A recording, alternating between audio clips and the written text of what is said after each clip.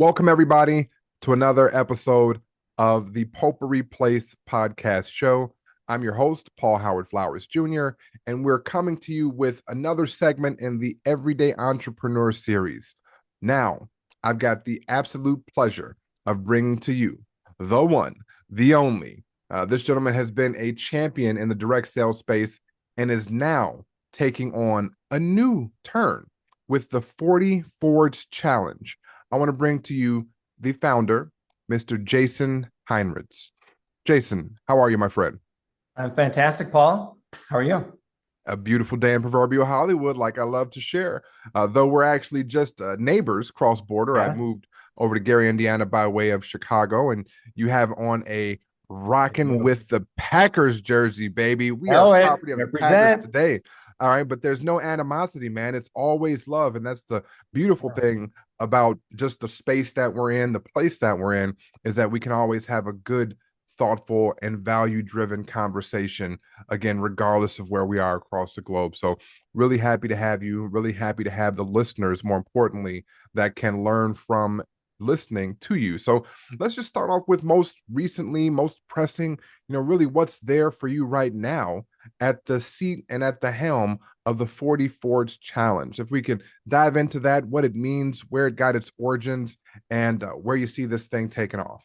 Sure. So yeah, diving right into 40 Forge. So let me start off with I'm a big Jesus guy. My wife and I lead our young adults ministry at church, and so I've been in the direct sales field for a while. I have been a Jesus guy my whole life, but kind of dabbled in and out, and kind of coasted at times and that. But what I found is that there's so many people searching for more happiness, more peace, more joy, and there's all these challenges for like fitness and for business and health, but I haven't really seen a lot of these faith type challenges. And so basically what Mm. I did is I took 75 hard, which is super popular, Yep. and I made a Jesus version of it essentially.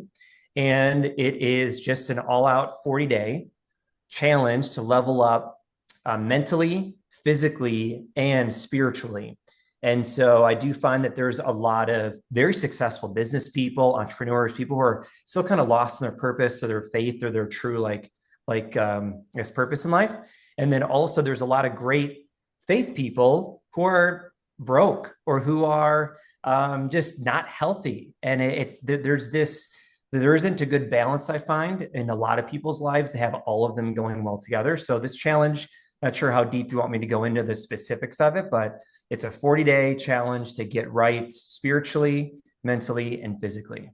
Again, it's going to be always, Jason, up to you as much as you like to share. Of course, we're going to give some space at the end for the listeners to find a way to actually take part in the 40 Forge Challenge and also how to Cool. find you through social media, etc. So with Yeah.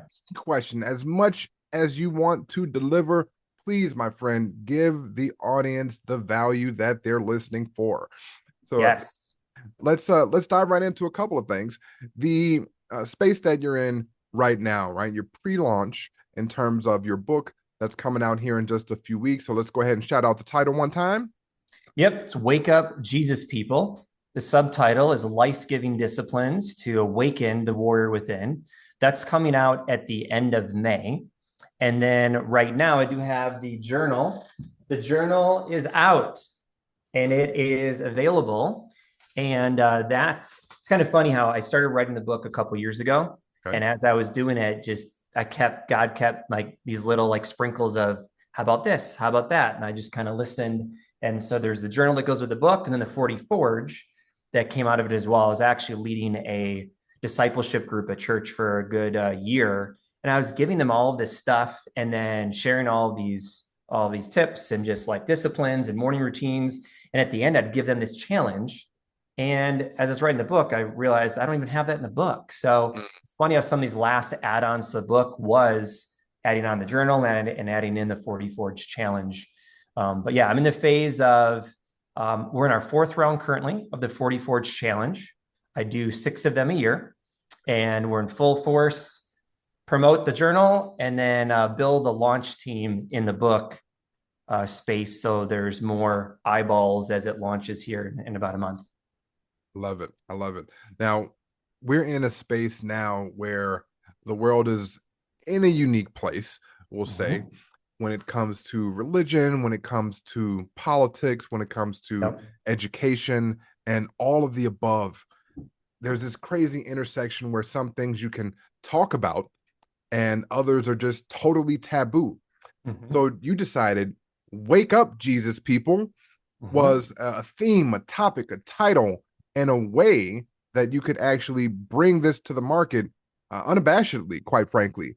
Mhm. And I'd really like to hear where that comes from for you. Where was that spirit that said that this is the title and this is how I'm going to bring Yeah. my faith to the forefront? Yeah, totally. So when it comes to that, I do feel like, Christianity has a bad connotation about it. I feel like too many people are focused on the rules and regulations of religion, which is where I feel a lot of the struggle, a lot of the judgment, a lot of the hate comes from. But if Mm-hmm. we're following Jesus, and if you watch the Chosen, Chosen. it's Yep. like, gosh, it's so good. Jesus is all about love. And there's so many people that are like spiritual and they're like finding their truth and all these things that really just come down to love. And really what Jesus like wanted was love others and love him. And so as Jesus people, which is what I like to call in the church I come from, likes to call us, is yes, we're Christians, but what the devil wants all these denominations to hate on each other, and we're all nitpicky and hating on different things of people and how they do things and different rules and regulations. But how about we get to like what we can agree upon is Jesus is the way. We love him, he loves people, and the closer and like I feel the more I can be like him, Mm-hmm. Jesus, and less like me, the better I'm going to be, the better husband, the better father, the better leader. And so when it comes to waking up, we're coasting in life. And again, I'm generalizing, but a lot of Christians, they're Sunday Christians, and Mm-hmm. heck, even Creasters, right? Going to church on Christmas and Easter. And that's not the way Jesus designed it. We're supposed to be doing life together in community, supporting each other, loving each other. And whether you're a Jesus person or not, just having that in your life makes life so much more fruitful. And so being able to challenge people to wake up and not coast and not be these just Sunday Christians where they go to check off the box. That's not what it is. It's the relationship.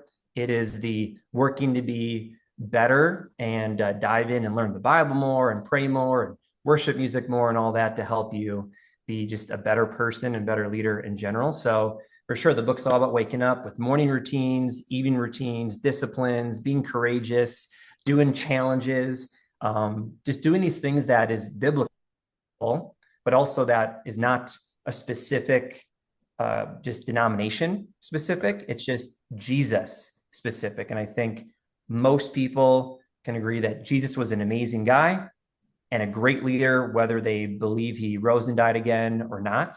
And all people go to church can obviously understand that about Jesus also. So that's why kind of been all up in people's face of wake up. Why we're not here just to like sit around. Like we're meant to be to make disciples and love others and love him.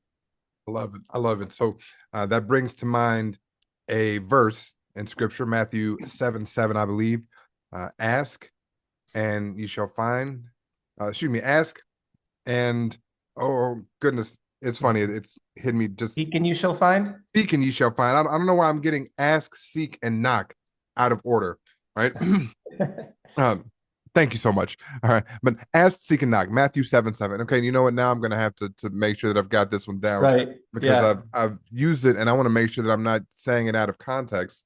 Okay. Again, There's a lot of admittedly, verses. I A lot of verses in absolutely, there. So absolutely. So admittedly, I hadn't hard to picked up remember my, them all. my Bible on today, but right here we go.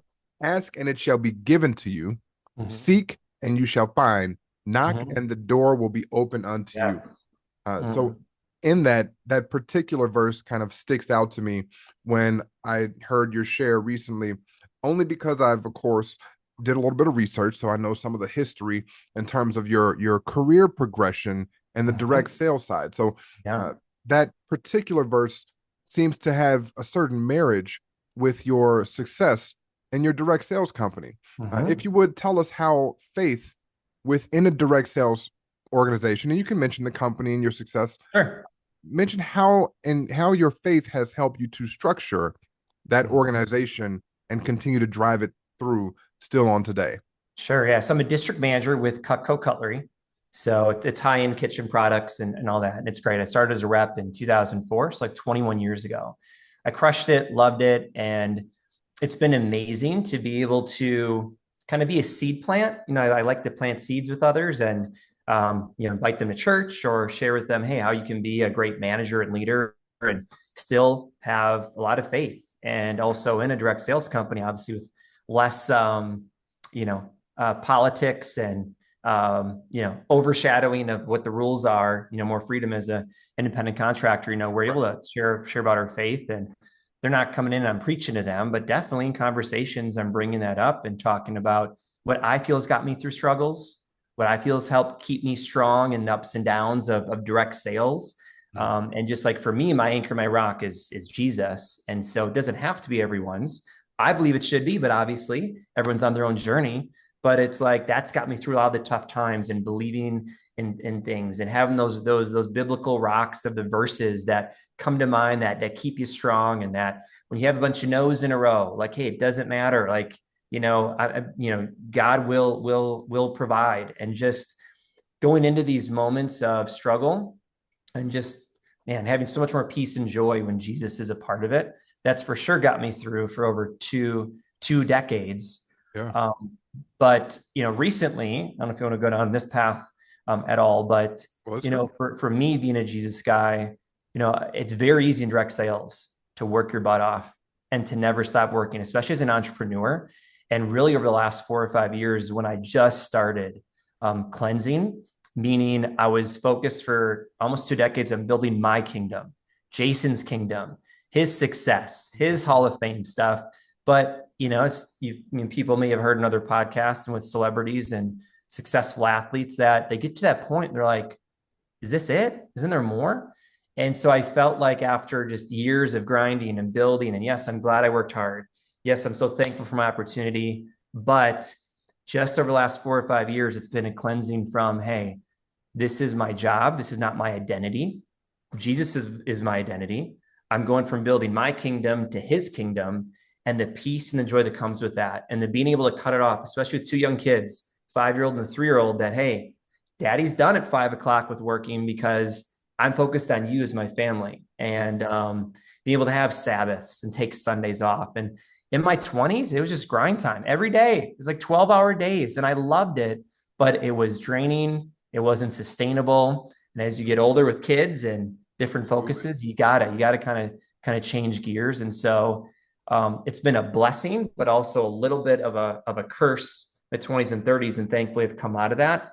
And now it's just amazing, flexible opportunity that I can inspire and help and lead young people. I mean, really people of all ages, but about 2/3 of our workforce are like college age.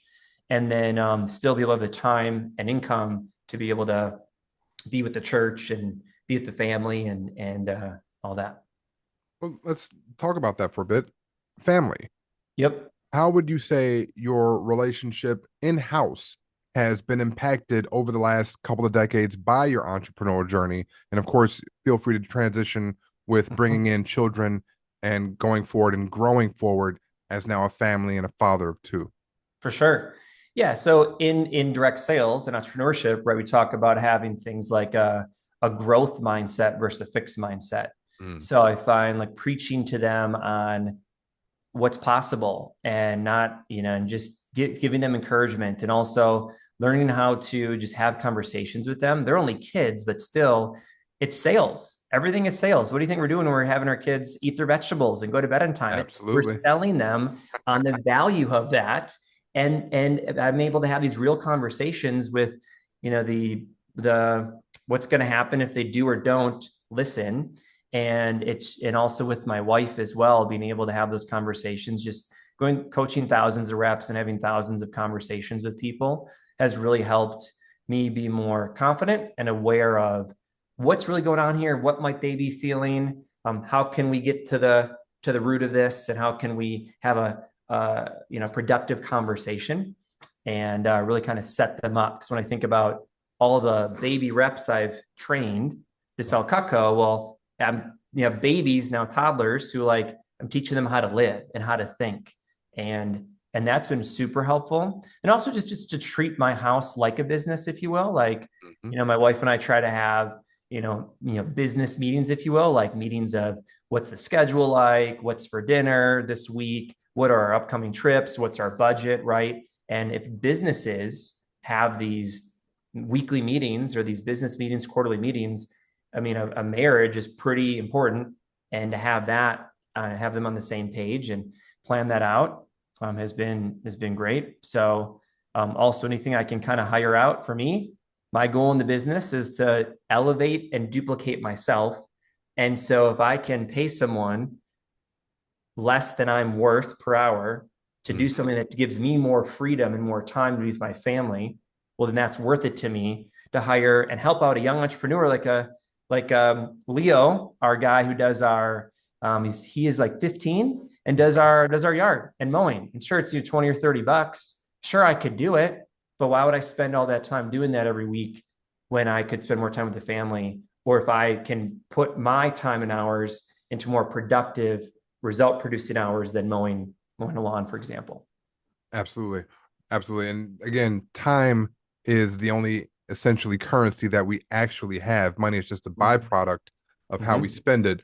So I'm going to go back to a little bit in terms of the origins for you when deciding to go into the direct sales industry.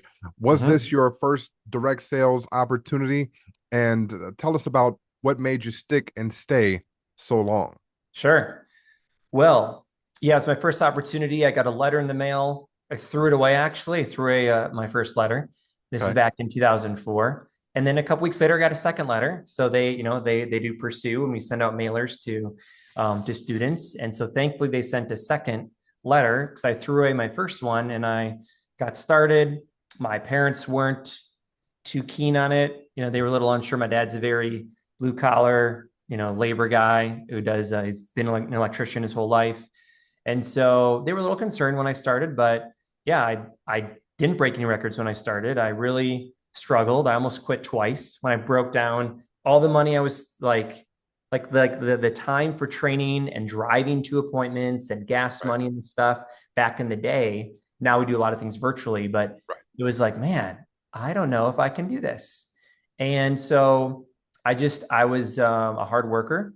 I was team captain of football and track in high school, not because I was super gifted, athletically, but because I worked hard and I wanted to do my best in whatever I did. And I just didn't feel good knowing I could do more, and I wasn't putting forth my best effort. So that in sports transitioned into Cutco. And I was just like, man, why are all these people kicking my butt? Like, what's going on? So I kept showing up to meetings. I kept learning. I just didn't give up. And I went to conferences. I was blown away by this awesome, Cutco became my sport. And it allowed me to see what I was worth. And what I loved is, before Cutco, I was working at Culver's, $8 an hour, never got a pay raise or promotion in 2 years. And man, I could grill those burgers. Man, I could mop those floors. Absolutely. But I mean, life skills and the feeling I got when I overcame an obstacle, or when I hit the next promotion, or I got that next praise at a team meeting, it was intoxicating. It was for sure addicting. And so that's what made me stick with it. And they have so many carrots, they have to, because I feel like quitting pretty much every month, and sometimes every week, because it's tough. Leadership is tough. Entrepreneurship is tough. Anyone could punch in and punch out, work for someone else. There's nothing wrong with that, but it's why, again, it can be so rewarding and so challenging to be a leader and to be an entrepreneur, because it's up to you. And so, it's been a fun ride, but they have a lot of carrots dangling, a lot of trips, a lot of bonuses. And now, what's cool is entrepreneurship and indirect sales is if you build it right, you can give yourself more time and more freedom and develop other people to help you run the organization as well. Absolutely. Now, with that, I'm going to touch on a few things, man. This is really good. So there is essentially a story comes to mind where a gentleman is asking for help because the area is flooding, right? And of course, there's several versions of this story. And he's asking God for help. Of course, the boat comes by first, Yeah. right? And then the helicopter, and then next thing you know, he's at the pearly gates asking God, "Hey, why didn't you help me?" God's like, "Hey, man, I sent a neighbor to warn you, a boat to Yep. get you out of there, and a helicopter. Like, what else did you want me to do?" Right? Right. But in this instance, God sent that letter and said, "Hey, let's go ahead and give Jason a second chance." Right? Opportunity doesn't always knock twice. So, what would you say to those entrepreneurs out there who maybe didn't get it right the first time and have the opportunity to take on entrepreneurship again? How would you Mhm. advise them to or not to take that next Um, step? yeah. So I believe, when you put your mind to it, especially if you have faith as well, like a lot of things are possible that we didn't think are possible, but also we do have our own God-given gifts. And so I Mhm. think it may not be that entrepreneurship isn't for someone, but that maybe that area of entrepreneurship, right? Just like there's dozens of ways to make money in real estate, Right. but like which one? Are you flipping houses? Are you fixing them up? Are you rent them out? Are you doing Airbnb? Like there's so many different ways to do it. So I'd say if someone really wants to get into entrepreneurship, be ready to bust your butt, kicked in the teeth, be ready to feel discouraged and to be hated on because it's different and people question going against the what the norm is. But I would say don't give up if you feel like it's God's put it on your heart or you have the talent for it or you have a passion for it, and that's a big thing. You have to have a passion for it, and you Mhm. have to make money from it too. I mean, it's great to be an entrepreneur, but if you're not making money from it, unless if it's just a side hustle and you have your main income, to go all in on something can be a big risk if you don't have some backups or some other income sources. So be ready for entrepreneurship. A lot of times, to lose money in the beginning, and for it to be months, if not years, before you start building up the income from it. But make sure you love it and make sure then you're also good at it. So get feedback.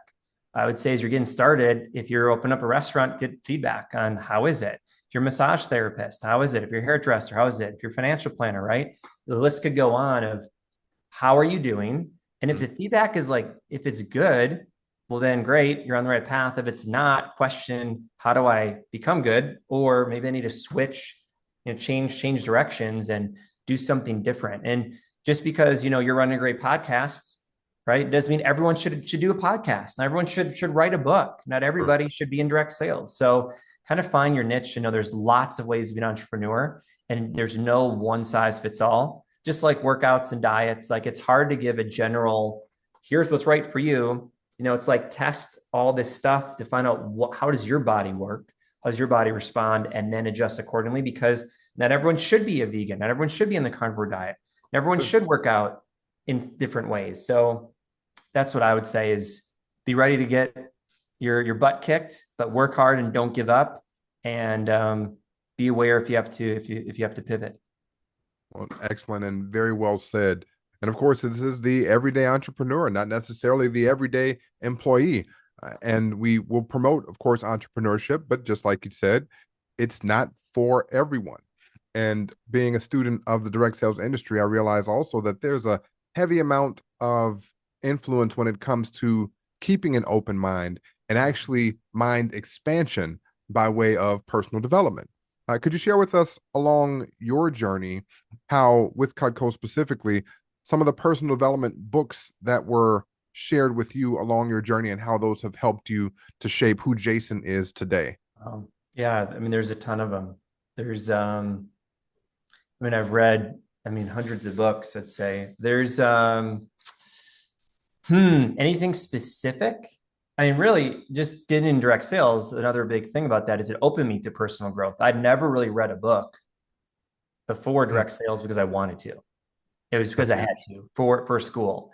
So when I started learning and hearing about some of these early books, and there's the Think and Grow Rich and the 7 Habits of Highly Effective People, and some classics in there. But I would say, yeah, I'd say, well, the Miracle Morning is a big one by Hal Elrod, and that's really like my Wake Up Jesus People is kind of a spinoff of that, more of a Jesus version of it. There's a lot of that kind of stuff in there. Okay, That was huge. Of course, the Bible is huge for me. absolutely. But when it comes to, the E Myth, I believe that's by Dan Hardy. That was really good. And there's so many. I can look back and like there's almost any book I've read, I've been able to take something out of it. And it's like, great, I read 300 pages to get that one thing out of it, but that one big thing could have been a game changer. That's where it's hard to think of like one main book that really did it for me.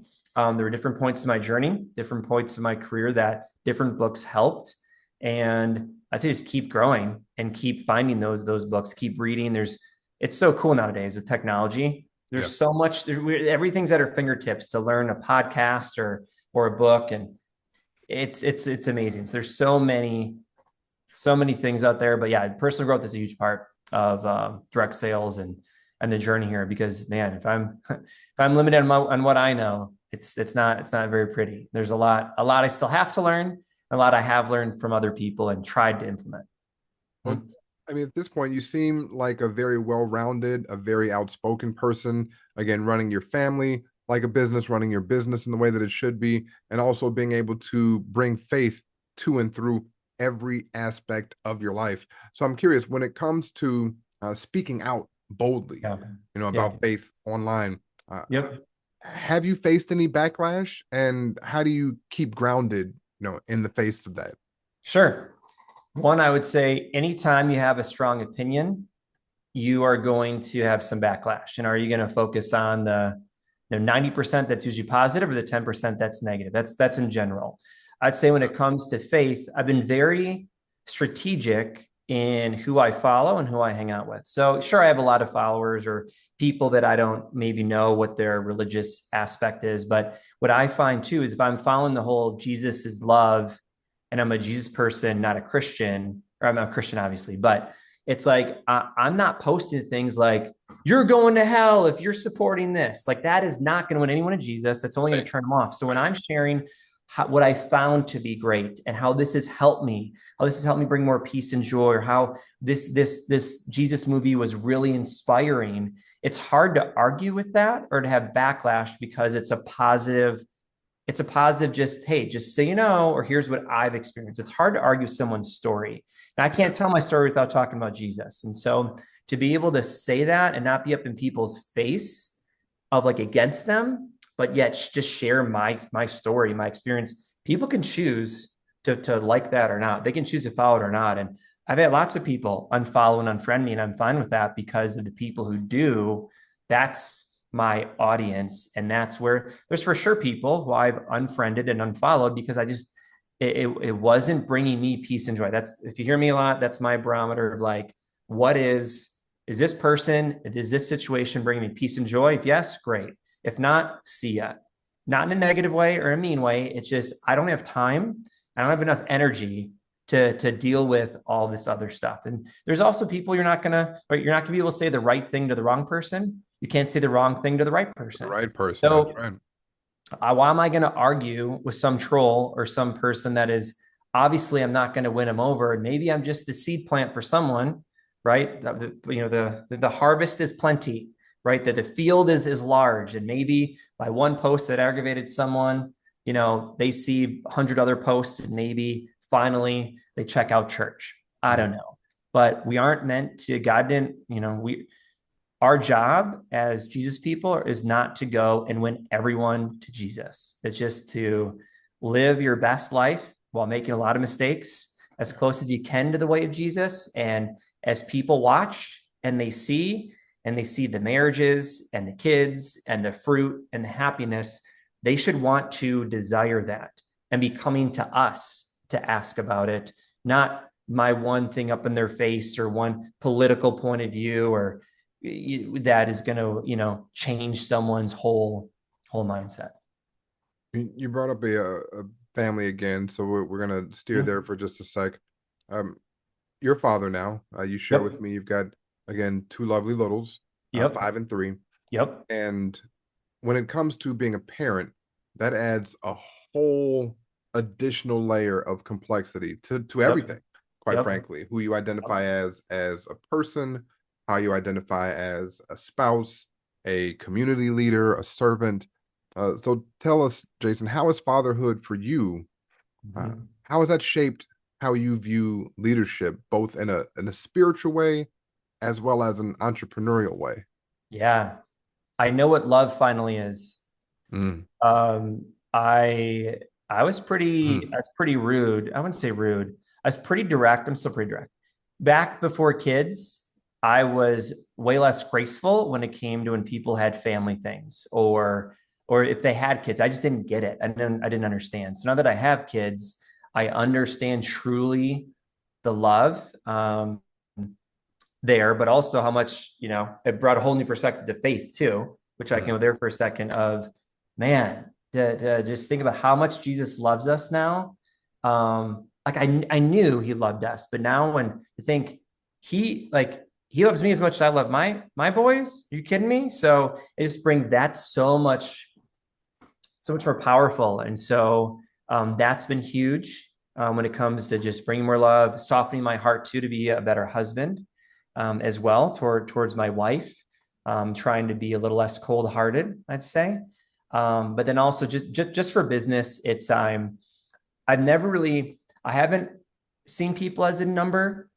I've always seen them as like a person and a soul, but now even more like, wow, like it's so much more important of their future and who they become as a person. And if they do hopefully decide to follow Jesus, than it is how many knives they're selling.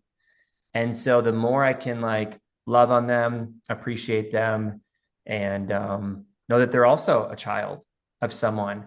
And so being able to like share with parents, like, no, don't worry, I got them. I know you might be a little uncertain about this direct sales job, but it is awesome. And they're not going to get a better, I feel better caring, manager and boss as well. That's not just looking out for them in the business, but as a person as a whole. And I hope whether someone works with us for 3 weeks, 3 months, or 3 years, that they're better off and they're a better, well-rounded person and more aware of faith also, hopefully from me if they aren't already. And that's why God has me here for a reason. I'm here in this position, in this role, at this moment in time for a reason, and I don't want to squander that. You mentioned that you are here for a reason, and it gets tough, Mm-hmm. right? Family gets tough, business gets tough. Jason, tell us about a time where maybe you felt like walking away from it all, and Mm-hmm. what pulled you back. Yeah. In faith, business, or family? You know what? Let's touch on. We're gonna go on the business side. Let's Okay. stick with the business side. Sure. Even just a couple years ago, like 2 years ago. And this is where I wasn't joking before about wanting to quit every month, but there is at least one day where I'm like, this sucks. This is really hard. Do I want do I want this? And every time I think about that, I think about, well, this is just leadership. It doesn't matter where I go in my wheelhouse. Like I want to be a leader. I want to help and direct people. So I'm going to face these challenges in almost any business or situation. It just happens to be in Cutco right now. And so even a couple of years ago, there's a lot of stress and a lot of pressure in my role. And I stepped down from one position down to another. And it's so much better for my family and my peace and my joy. Just the way, and again, this is a great example of knowing your talents. Yeah. I'm a very good number two. I'm a very good like COO. I'm a very good like person. Like, but when it comes to the making all the decisions and leading everyone, and like it's all up to me. And I'm like, there's so many ways to do this. Even in our company, there's so many different. It's like 90% the same. There's so many different ways to go about training and interviews and coaching people. And so I just was this decision fatigue and this stress. And am I doing this right? Am I leading these people right? And so also COVID in there doesn't help in Of course. 2020. Having two kids in there doesn't help, but I got promoted to this next position. I'm like, sweet, that's what I've been going for in 2019. That's what I've been shooting for. And then I got it. And then it just was this slow or just this coast. And I'm like, man, this is really tough. And so I just like went back to when was I thriving most? When Hmm. was I the most excited and doing the best? And it was as a district manager versus the division manager. And so it for sure, I know I got judged. I know there's still people questioning going, why did you take a step down? Yeah. Yeah. And why? But it's because the extra accolades and the extra and in direct sales, you can create your own income to a point, but Right. losing out on a couple bonuses and things, it's like, well, none of that is worth, no accolades are worth my peace and my joy and Mm. my being able to be used by God in this capacity, because before I was too stressed out and too worried and not in my lane. When it came to directing these meetings and doing that role, I had 5 years to try it out. I kept hitting a brick wall. I wasn't getting better, and I could see the writing on the wall for the next few years. I'm like, I don't think this is right for me right now. I'm not saying it never will be again, but that was for sure a time where, yeah. And I didn't quit fully. And a lot of people, they run, they go, I'm not doing this. I'm going to look like a loser if I take a step down or a step back. But if it's healthy for you and happy for you, who cares about what everyone else thinks? And so that was a time where I did step down, or I guess, quit, if you will, or want to throw in the towel. But now I'm happy. And we've had four of our last 7 months have been our best months ever. And after I took a step down. So it's kind of interesting how, maybe me, I'm more happy and joyful, maybe more blessings from God, maybe whatever you want to say it is, but interesting, doing the same business for 15 years and having 4 of my last 7 months being the best ever of those months. So funny how that works out. So that's business. Unless you want to go any other direction with business. Let's go on the faith side too, again, because this is a show where we touch believers and non-believers all across the globe. And I'd love to hear again that same area if there's been a time that you've ever had to step away. Yeah. Never stepped away from faith, but for sure stepped back. In my 20s. So I was born and raised in a very, very good Christian home. I was more my parents' religion and not mine. Wasn't really a relationship with Jesus. It was more of just a religion. And so non-denominational is what I was raised in. Went to college for sure, slipped a little bit, was 1 foot in the world, 1 foot out, still going to church, but I was just a Sunday Christian. I had my morals and my faith, but was partying a lot, having a lot of fun. And then in 2020, or when I was 23 years old, I just stepped back. I slipped back. I was still going to church, but I was for sure focused on building my kingdom, on my fun, the pleasures and the cars and the partying. And it got to be so much that I was just blinded. I was living with 3 non-Christian roommates. I met this girl, and I thought I'd never have someone move in, and she moved in with the same house with 3 non-Christian roommates. Imagine how that went. Yeah. And it was partying a lot. I was either drunk or high. I wouldn't say drunk, but I was as partying a little bit, as either having something in me there most nights of the week. And I was just caught up in that lane and pursuing all of that. And so much so that I was blinded by the partying, the sex, the fun, that I got engaged to this girl. And, she's great, wonderful, but definitely not in my, who I really wanted to become. As in, once we got engaged, it started getting real. And I'm realizing, wait, I really want someone who's really positive, who's really into Jesus, who's really into dreams and growth mindset. And this person just wanted to stick on the party lane, stuck in the instant pleasure lane. And I realized, wow, I'm really pulling the weight here. And we were both pretending to be someone for ourselves. And so, or for each other. So I wanted to be over here, Jesus, positivity, future growth. She seemed more on this end of in the moment, party time. And we were both trying to pretend for each other. So as we got closer to marriage, I was I've really drifted from my faith, and this has gotten really bad. And I'm about to marry this person who this for sure is not going to end well. And my parents and my premarital counselors were like, if you were to marry, if she didn't change, would you marry her? And I said, hell no. So I'm like, okay. So I cut it off. I dove back into church and dove back into personal growth, dove back into who I wanted to become, because I definitely drifted from that. And I wouldn't say I almost quit it, but I definitely took my mind off of it, right where the devil wanted me, distracted in Jason land, pleasures and fun.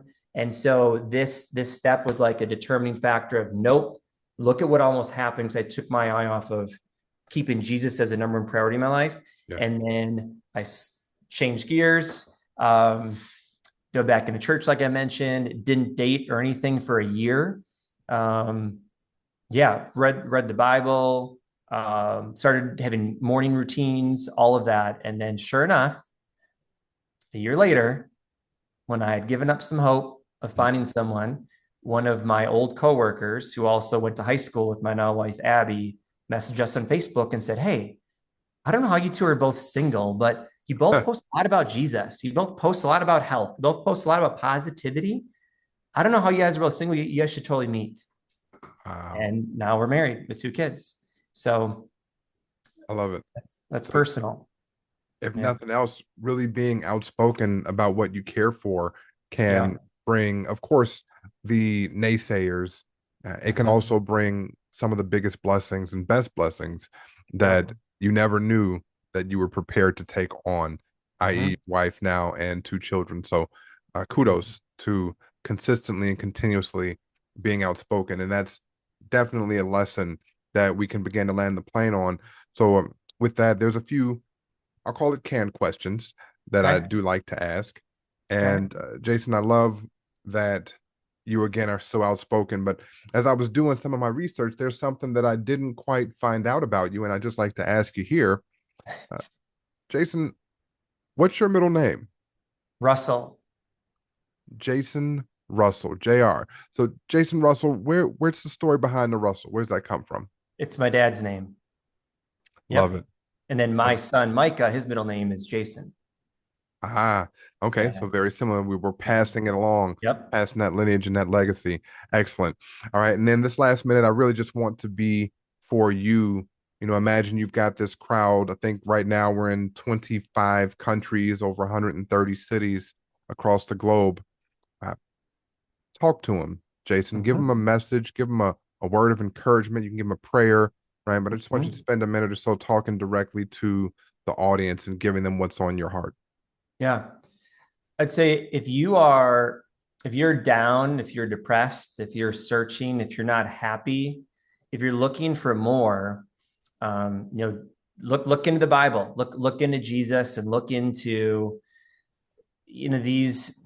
There's so many answers out there, and there is a truth, and so um, things are getting crazy out there, right? And so we can see evil more clearly these days, and we can see the light more now these days too. And so just look at the happy people, the successful people, the positive people. Look at the good marriages. Look at those good kids that are raised, and just look at the clues that are left, and Mm, just assess. I don't have to sell you on anything, but just assess, like, what are they doing differently, and do your best to try to move towards them. I'm not saying every happy and successful person is a Jesus person, but I will say that when I look at the people who I find that are the most filled with peace and joy and love, there's usually some correlation there.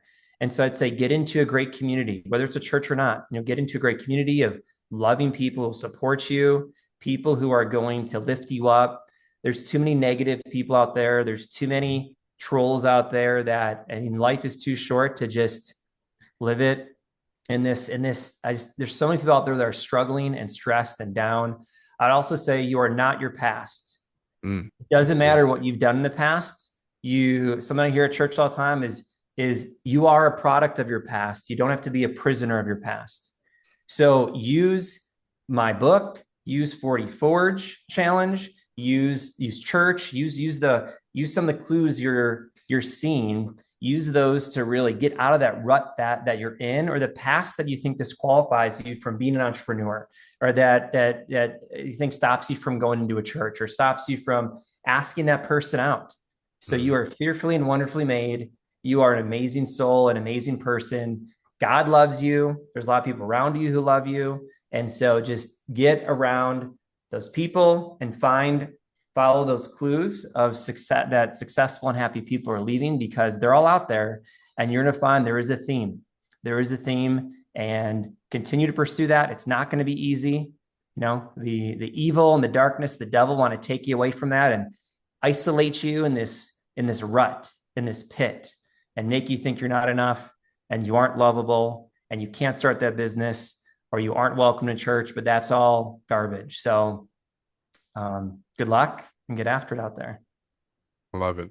Thank you so much, Jason. And if you would go ahead and let the audience know how they can reach you, how they can find out about the book, the challenge, right? Share with us what you'd like to, our best ways to keep in contact.